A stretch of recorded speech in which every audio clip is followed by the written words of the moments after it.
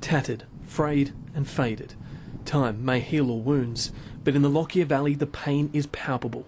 Your self-worth goes out the window. You know, you can't even put food on your family's table, and yeah, it's been a big challenge the last 12 months. In the late afternoon the water came, but it's what it took that keeps the exhausted awake. I'm only sleeping about an hour and a half a night for the last 8 weeks because I'm getting a lot of flashbacks. Where rubble rested, Grantham streets have been cleared. Where the water budged buildings, they've been steadied.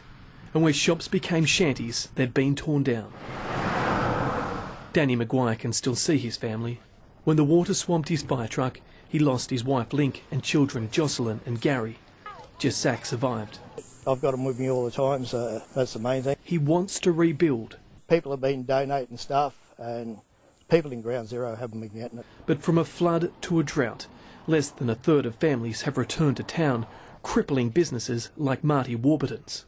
Possibly come the end of January, I'm going to have to close my doors and walk away. Jennifer Pearson made this desperate plea to find her grandmother. I hope you're okay and just want you to know that we love you. We found her again. It was so quick, and I thought of all the people then that must have got caught in it.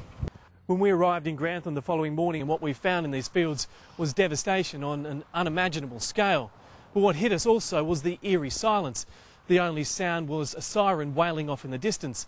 But now that sound and others like it have been replaced by the sound of builders up on that hill and the promise of new Grantham.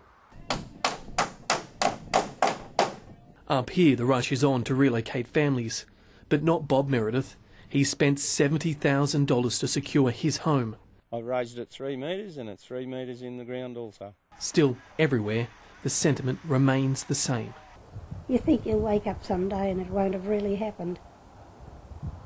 But it did, isn't it? Yes.